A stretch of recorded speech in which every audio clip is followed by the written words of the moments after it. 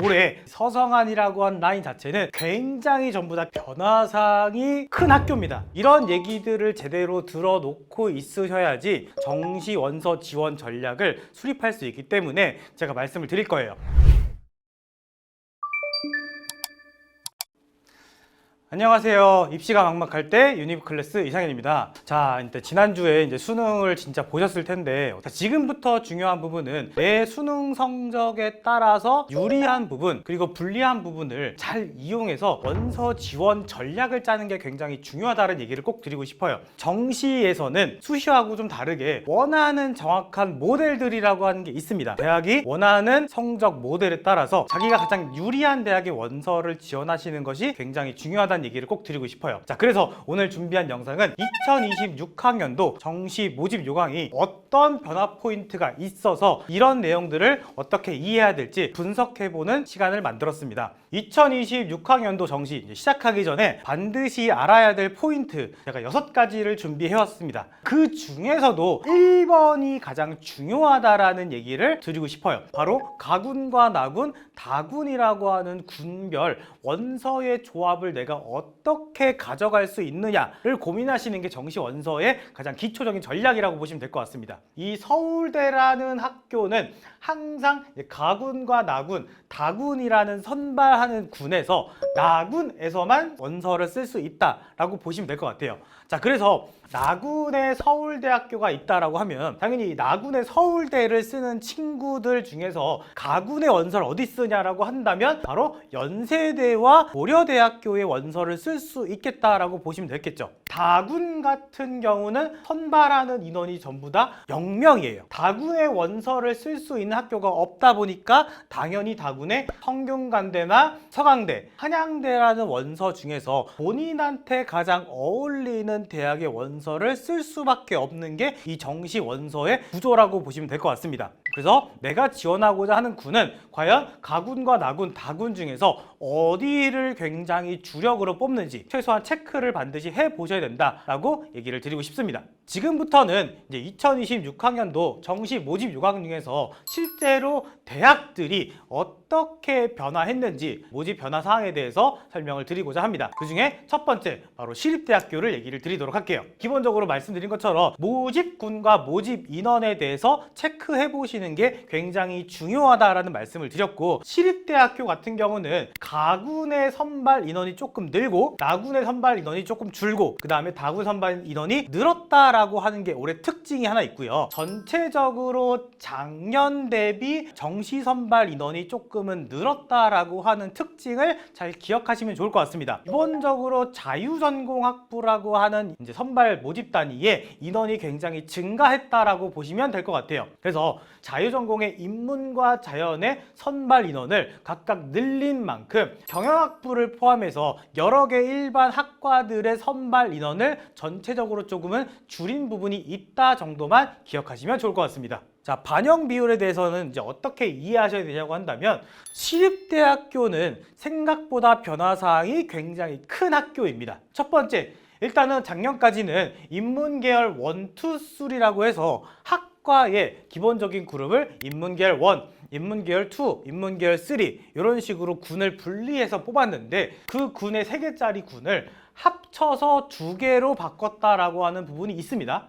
자, 그렇기 때문에 작년에 뽑았던 학과들의 반영 비율이랑 올해 뽑으려고 하는 반영 비율 자체가 학과별로 굉장히 천차만별로 바뀌게 된다는 특징이 있습니다. 작년 같은 경우는 인문계열 1 같은 경우는 수학을 30% 반영하다가 올해 같은 경우는 35% 반영, 거꾸로 인문계열 2 같은 경우는 수학을 40% 반영하다가 올해 같은 경우는 25%로 줄인 부분이 있죠. 전체적인 평균의 흐름으로 보자면 약간 수학 반영 비율이 감소했다라고 보시면 좋을 것 같고요. 올해 같은 경우는 자연계열 전체적으로 국어 반영 비율이 30%로 증가한 부분이 있습니다. 반면에 탐구의 반영 비율은 35%였는데 올해 같은 경우는 20에서 25%로 줄인 부분이 생겨요. 자, 그러면 올해 같은 경우는 국어와 수학을 잘 본 자연계열 친구들이 원서 지원하기에 좋아진 학교로 변했다, 이렇게 보시면 될 것 같습니다.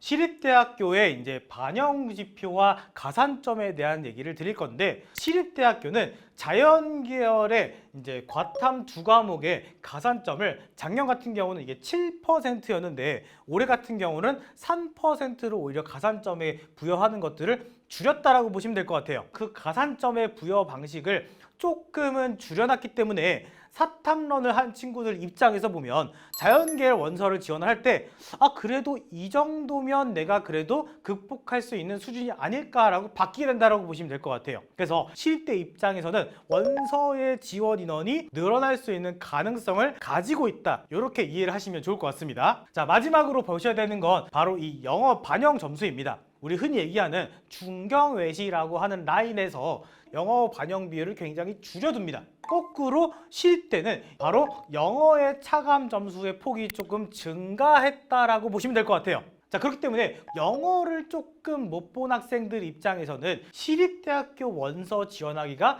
굉장히 조금 난감해질 수 있는 부분이 생겼다라고 보시면 될 것 같아요. 두 번째, 한국외국어대학교입니다. 한국외대 같은 경우는 서울에 이제 인문계열 학과들이 있고, 우리 이제 글로벌에 인문계열 일부 학과와 자연계열 학교들이 있기 때문에 한국외대의 서울 캠퍼스, 글로벌 캠퍼스의 인원을 제가 조금 분류해서 가져왔다라고 보시면 될 것 같습니다. 작년 같은 경우에는 경제학부의 선발 인원이 25명이었다가 올해 같은 경우는 19명으로 6명이 감소했고, 국제통상학과 같은 경우는 16명에서 10명으로 6명이 감소했다라고 보시면 될 것 같아요. 자, 기본적으로 반영 비율 같은 경우는 2025학년도와 2026학년도에 변화사항이 아예 없다라고 보시면 될 것 같습니다. 자, 그렇기 때문에 그냥 똑같은 입시 결과를 쓰더라도 크게 문제가 없는 대학이다라고 보시면 될 것 같아요. 자연계열에서 한국사는 작년에 반영에 패스페일 처리로 해서 한국사 응시 여부만 따졌다면 올해 같은 경우는 이렇게 점수를 반영하게 되긴 하는데 점수의 차감폭이 뭐 아주 큰 정도는 아니기 때문에 그냥 올해는 한국사를 조금 더 반영하는 정도가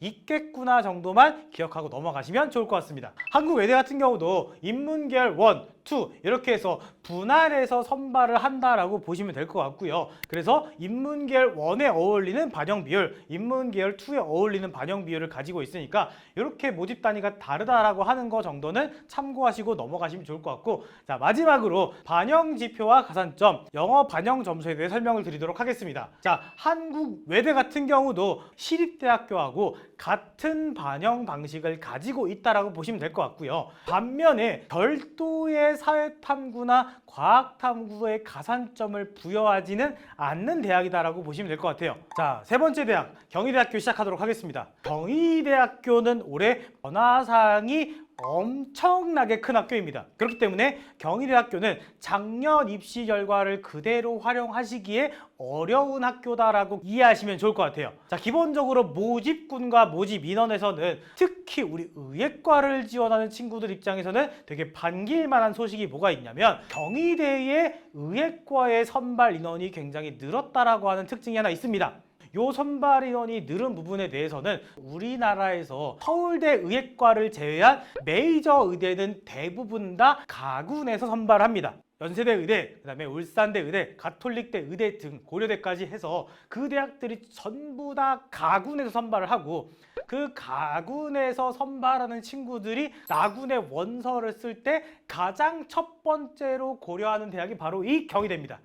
그리고 그 경희대의 선발 인원이 조금은 늘었기 때문에 학생들 원서 지원하는 입장에서는 조금 더 많이 붙을 수 있다는 생각을 가질 수 있겠죠. 두 번째, 반영 비율에 대해 설명을 드릴 건데 일단은 영어 반영 비율이 작년에는 15%였는데 올해 같은 경우는 감점 처리로 바뀌었다라고 하는 특징이 있어요. 작년까지는 영어의 감점 처리가 굉장히 컸던 학교라고 보시면 될 것 같아요. 반면에 올해 같은 경우는 이 감점 처리를 하는데 나머지 국어랑 수학과 탐구 성적이 괜찮다면 경희대학교 원서를 지원하는 데는 아주 감점이 되지는 않는다라고 이해하시면 되겠죠. 자, 그래서 영어의 감점 처리로 해서 한국사의 반영 점수도 약간은 변동이 된 부분이 있다 정도만 기억하시면 좋을 것 같습니다. 반영 지표와 이제 가산점에 대한 설명을 좀 드릴 건데, 바로 이 경희대학교 같은 경우는 표준 점수를 그대로 반영 비율에 계산해서 반영하는 대학이다라고 보시면 될 것 같아요.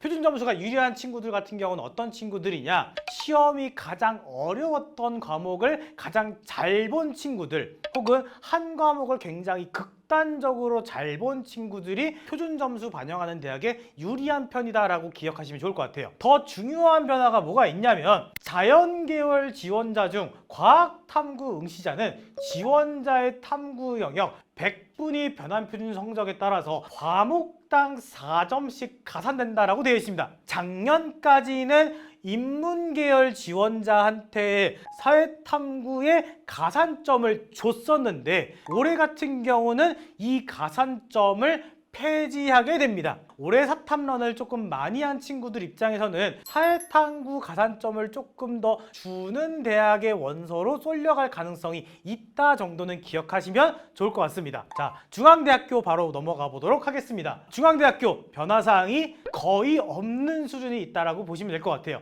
자, 국제물류학과, 응용통계학과, 그 다음에 생명과학과 같은 경우는 나군에서 선발을 하다가 올해 가군으로 이동을 했고, 거꾸로 간호학과, 자연, 그 다음에 화학과 같은 경우가 가군에 있다가 나군으로 이동을 했습니다. 군이 약간 이동한 학과들이 있어요. 중앙대학교 반영 비율에 대한 얘기를 할 건데, 역시 마찬가지로 변화사항이 크지 않습니다. 작년하고 똑같은 반영 비율을 쓰고 한국사 점수 역시도 똑같은 가산점을 부여한다고 보시면 될 것 같아서 변화사항이 크지 않다 기억하시면 될 것 같습니다. 자, 마지막으로 반영 지표와 가산점입니다. 순수하게 자기의 표준 점수, 취득한 표준 점수를 그대로 반영하는 대학이다라고 보시면 될 것 같아요. 조금 알고 계시면 좋을 것 같은 게, 우리 인문대학과 사범대학은 사회탐구의 가산점을 5%나 부여를 하고, 자연계열 같은 경우는 과학탐구의 가산점을 5% 부여한다라고 보시면 될 것 같아요. 중앙대 영어 반영 점수는 참고로 2등급에서 100점에서 98점으로 2점을 빼고요, 3등급에서 5점을 빼기 때문에 중앙대학교는 전체적으로 영어 반영 비율이 아주 크진 않은 대학이다 정도는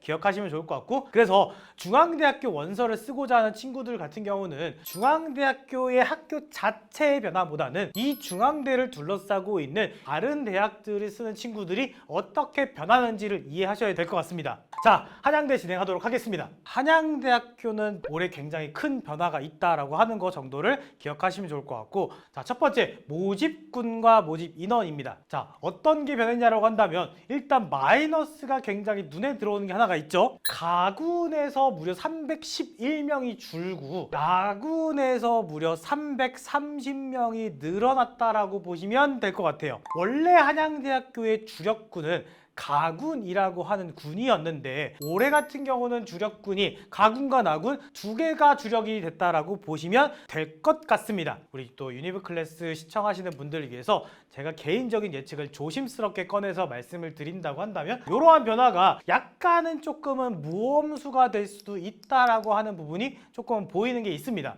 사실상 이 한양대학교 원서를 지원하는 친구들의 입장에서 보면, 원래 작년까지는 이 한양대 가군은 바로 위에 있는 연세대학교와 고려대가 군이 가군이기 때문에 군이 겹치는 개념이 좀 있어서, 한양대학교 원서를 쓴다라는 개념은, 나는 연고대란 학교를 붙는 거 말고 한양대학교를 제대로 합격하는 게 되게 중요해라는 개념을 가졌던 학교예요. 그렇기 때문에 추가 합격도 굉장히 적었고, 근데 그게 올해 같은 경우는 나군으로 이동을 조금 많이 해버리면, 이 나군 같은 경우는 연고대를 쓰고자 하는 친구들이 원서를 같이 쓸 수 있는 군이 될 것 같습니다. 중요한 건 뒤에서 설명드릴 성균관대학교도 여기 나군에서 선발을 한다는 특징이 있습니다. 자, 그렇기 때문에 한양대 입장에서는 이 학과들의 입결이 작년 대비 조금은 떨어질 수도 있다라고 하는 특징이 있는 거죠. 반영 비율 같은 경우는 올해 한양대학교의 가장 큰 변화, 자, 바로 이 반영 비율이 바뀐 게 엄청나게 큰 변화 사항을 가져왔다라고 보시면 될 것 같아요. 정시에서도 학생부를 반영한다라는 게 특징이 있습니다. 지금은 기본적으로 정시에서 학생부를 반영하는 대학 같은 경우는 서울대학교는 계속 반영하고 있고, 연세대학교도 올해부터 반영을 합니다. 한양대가 이제 처음으로 학생부 반영을 하는데 그 중에서 학생부 반영을 점수식으로 반영하는 게 아니고 정성평가의 방식으로 반영한다라는 특징이 있습니다. 자, 그래서 연고대보다는 서울대에 조금 더 가까운 형태의 변화사항이라고 보시면 좋을 것 같습니다. 이런 변화사항은 앞으로 조금 더 확대를 되겠지만 일단 우리 2026학년도 올해 정시 원서를 쓰고자 하는 친구들 입장에서는 한양대만 이렇게 변했구나라고 하는 거 정도를 기억하시면 좋을 것 같고, 이 점수의 차감폭 때문에 원서 지원이 약간은 굉장히 조금은 까다로울 수 있는 대학이 돼버렸구나 정도는 기억하시면 좋을 것 같습니다. 자, 그 다음에 우리 한양대학교는 반영지표와 가산점을 설명을 드리면, 한양대학교는 가산점을 몇 % 부여한다라는 얘기를 따로 언급하지 않습니다. 정시에서 실채점 보통 결과가 나오고 난 다음에 그 다음에 보통 발표하는 게 특징이니까 참고하시면 좋을 것 같습니다. 다만 작년 자료를 좀 참고한다고 하면 사회탐구에는 가산점을 부여하지 않았고 자연계열의 과학탐구에만 가산점을 부여했다라고 하는 정도의 특징 정도만 기억하시면 좋을 것 같습니다. 그 다음에 밑에는 우리 한양대학교의 학생부 종합평가 교과학습 발달사항이라고 하는 이수 과목과 이수 단위를 중심으로 계열적 합성을 평가한다라고 되어 있습니다. 기본적으로 내신 성적 자체를 많이 평가한다기보다는 명확하게 명시해둔 건 계열 적합성이에요. 그래서 이 부분에 대한 키워드를 잘 기억하시면 좋을 것 같고, 그렇게 해서 한양대학교 같은 경우는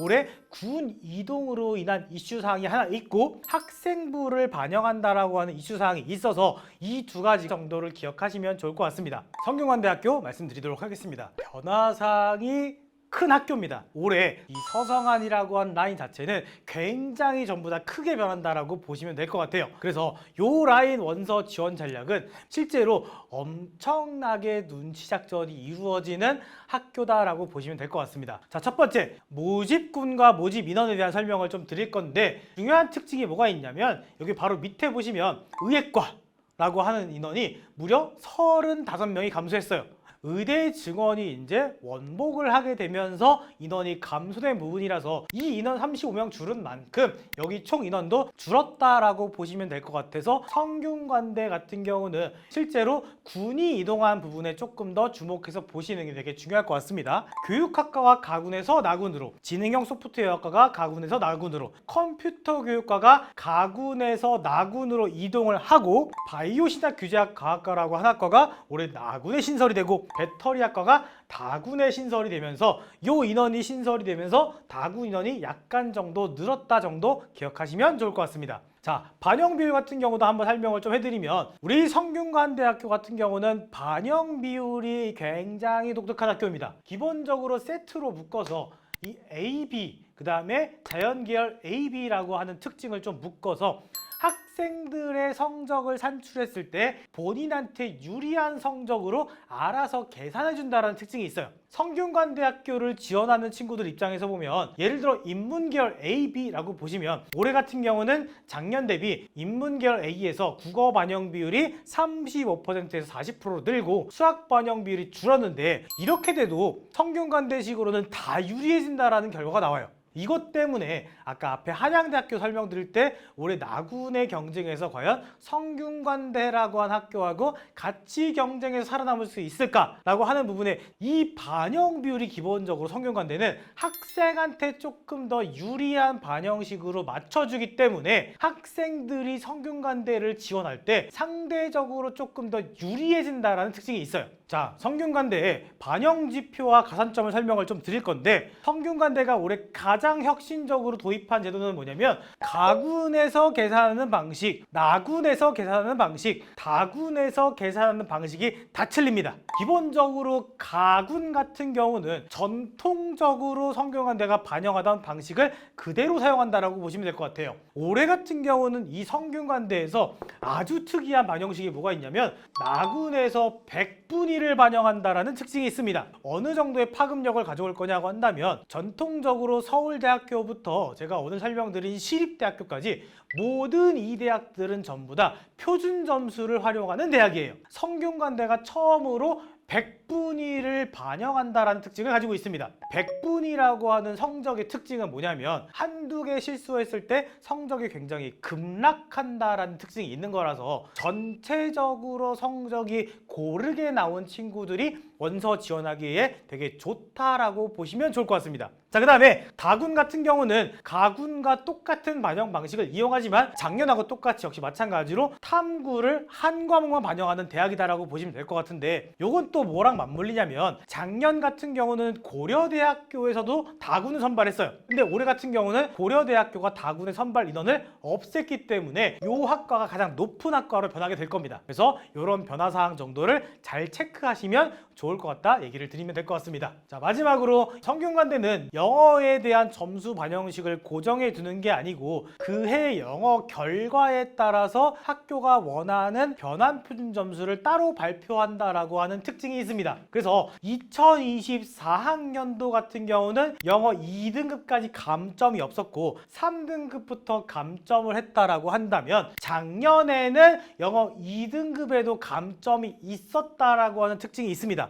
그렇기 때문에 실제로 1등급과 2등급, 3등급, 4등급에서 이 2등급 차감 점수가 올해 어떻게 됐냐가 바로 키포인트 정도다라고 하는 거 정도만 기억하시면 좋을 것 같습니다. 서강대학교 말씀을 좀 드리겠습니다. 자, 서강대학교 앞에 설명드린 것처럼 변화사항이 굉장히 큰 대학이다라고 보시면 될 것 같습니다. 과연 어떤 변화가 있는지 한번 또 살펴보도록 하겠습니다. 서강대학교 모집군과 모집 인원을 살펴드리면, 자, 서강대는 주력군이 바로 나군이라는 군이 있습니다. 그냥 자유전공학부가 나군에서 다군 정도로 이동했다 정도, 그 다음에 반도체공학과가 나군에 올해 신설됐다 정도, 그 다음에 전자공학과가 반도체 인원이 선발이 되면서 약간 줄었다 정도, 이 정도의 인원 변화 정도만 기억하고 넘어가시면 될 것 같습니다. 정말 큰 변화는 바로 이 반영 비율에 있는데, 바로 아까 설명드렸던 성균관대학교의 반영 비율 계산식을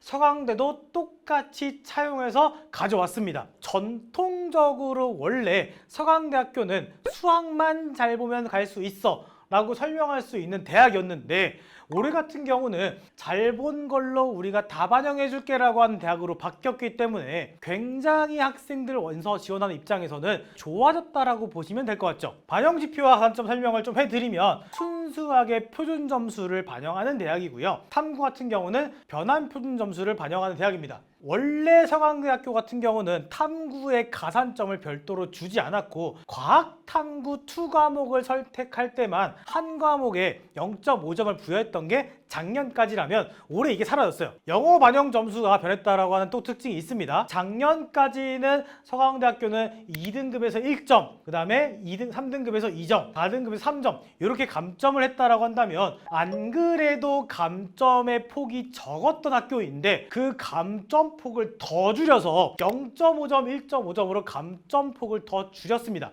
자, 고려대학교 말씀을 드리도록 하겠습니다. 변화사항이 아주 크다라고 보지는 않는 대학들입니다. 모집군과 모집 인원에서는 아까 설명드린 것처럼 다군에서 원래 학부대학이라는 걸 뽑았는데 그 다군에서 선발하고는 학부대학의 선발 인원을 다 이제 줄여서 미선발로 바꿨습니다. 그렇기 때문에 선발 인원이 감소했다라고 보시면 될 것 같고요. 다만 일반 전형 같은 경우는 다군에서 뽑는 걸 가군으로 이동했다라고 보시면 될 것 같아요. 일반 전형 같은 경우는 76명이 감소했는데 교과 우수자 전형 선발 같은 경우는 82명이 늘었어요. 학교 입장에서는 내신 성적을 조금 더 평가해서 보겠다라고 하는 움직임이 있다 정도를 기억하시면 좋을 것 같습니다. 자, 반영 비율에 대한 변경사항이 있는데, 자연계열 과탐이라고 하는 게 작년까지는 지정이었는데 올해 같은 경우는 이 지정이 폐지가 됐습니다. 고려대가 유일하게 이거를 지키고 있다가 올해부터 드디어 폐지하게 되어서 원서의 장벽이 없어진 부분이 있다 정도만 기억하시면 좋을 것 같습니다. 자, 고려대학교 반영지표와 가산점에 대해 설명을 좀 드릴 건데, 고려대학교도 역시 마찬가지로 순수하게 표준 점수를 반영하는 대학이고, 그 중에서 이제 뭐가 바뀌었냐면 작년까지는 동일 과목의 원투를 인정하지 않았어요. 그래서 뭐 지구과학 1, 지구과학 2를 응시한 친구들이 원서 지원이 실제로 불가능했다라면 올해 같은 경우는 과탐 지정을 폐지하면서 요 지정도 같이 폐지했다라고 보시면 될 것 같습니다. 과탐을 응시하는 경우에 해당 과목 변환 표준 점수의 약 3% 정도의 가산점을 부여하겠다라고 바뀐 거 정도는 기억하시면 좋을 것 같습니다. 자, 연세대학교에 대한 얘기를 드리도록 하겠습니다. 자, 연세대학교 변화사항이 거의 없는 대학이다, 이렇게 정리하고 넘어가면 될 것 같습니다. 자, 모집군과 모집 인원은 작년 대비 딱 한 명 변한다고 보시면 될 것 같아요. 변화사항이 별로 크진 않은데 진리자유학부의 인문계열과 자연계열이 이제 신설이 되면서 경영학과, 정치외교학과, 행정학과, 뭐 기계공학부, 신소재공학부, 전기전자, 화생공이라고 하는 학과 전체적으로 포함해서 대부분의 학과들의 선발 인원이 감소했다라는 특징 정도는 기억하시면 좋을 것 같습니다. 그래서 여기 원래 못 쓰는 친구들이 여기 원서를 쓰러 이동할 거니까 그 정도를 잘 기억하시면 될 것 같다. 자, 반영 비율과 반영 점수도 변경 사항이 아예 없습니다. 자, 연세대학교 반영 지표에 대해서 변화 사항이 하나 크게 있다고 한다면 학생부를 5%나 무려 반영한다라고 하는 특징이 있습니다. 이 5% 반영하는 부분이 아주 크지 않다 정도고, 다만 내신 성적을 계산해서 원서를 지원할 필요성이 있게 되었다라고 하는 거 정도 잘 기억하시면 좋을 것 같습니다. 자, 서울대학교 말씀드리도록 하겠습니다. 역시 마찬가지로 변화사항이 거의 없는 대학이다 라고 보시면 좋을 것 같고요. 자, 모집구가 모집 인원으로 보시면 변화사항이라고 하는 거 딱 하나 있습니다. 사회복지학과가 원래는 일반 전형에서만 뽑았는데 이 일반 전형에서 이제 더 이상 뽑지 않고 지역균형으로만 선발한다라고 하는 변화사항 정도 있었다라고 하는 거 하나 체크하고 넘어가시면 좋을 것 같고요. 반영 비율, 영어 반영 점수 작년하고 똑같습니다. 자, 반영 지표와 가산점 관련해서도 역시 마찬가지로 작년이랑 똑같은데, 우리 지역균형 같은 경우는 수능에서 60%, 교과평가가 40%라서 실제로 이게 40%쯤이 된다고 한다면 반영 비율이 굉장히 높은 부분이라서 지역균형을 쓰는 친구들 같은 경우는 당연히 본인의 생기부가 나름대로 좀 준수하게 나와야지 쓸 수 있다라고 보시면 될 것 같습니다. 자, 마지막으로 하나 변경사항이 있는 게 뭐가 있냐면, 대부분 학과들이 인문 계열에 있기 때문에 편의상 제가 인문이라고 기재를 해놨고요. 작년까지는 이게 2-2다 보니까 과탐이 반드시 응시가 되어야지만 쓸 수 있던 학과가 바로 이 식품영양이었다고 한다면, 올해 같은 경우는 바로 이 식품영양과 인문 계열 쪽으로 편성이 되어서 과목에 대한 지정이 사라졌다, 원서 지원하기가 조금 더 좋아졌다라고 보시면 될 것 같습니다. 자, 지금까지 이제 우리 서울 수도권 주요 10개 대학에 대한 전형 변화 사항에 대해 설명을 좀 드렸고, 우리 정시 지원 이제 시작이라고 생각하시면 될 것 같아요. 그래서 제가 꼭 마지막으로 말씀을 좀 드리고 싶은 건, 이 영상을 통해서 이렇게 정시를 공부하는 거다라고 하는 거 개념을 잘 이해하시면 좋을 것 같고, 자신의 성적을 최대한 빛내서 올해 꼭 원하는 대학에 합격할 수 있기를 바라겠습니다. 이 영상이 도움이 되셨다면 해주셔야 되는 게 있죠. 구독과 좋아요 바로 하셔야 되겠죠? 자, 구독과 좋아요 부탁드리겠습니다. 마치도록 하겠습니다. 감사합니다. 잠깐! 오직 유니브 클래스 구독자분들을 위해 2026학년도 정시 모집 요강 인서울 탑10 대학 총정리 PPT를 무료 배포합니다. 저희 유클 구독자분들이 올해 정시에 좋은 결과가 있길 바라는 마음으로 특별히 제가 정리한 자료이니 자료 꼭 받아서 정시 지원에 많은 도움 받으셨으면 좋겠습니다. 유니브 클래스 구독, 좋아요 부탁드립니다. 자료 링크는 더보기란 고정 댓글에 있는 링크를 확인해주세요.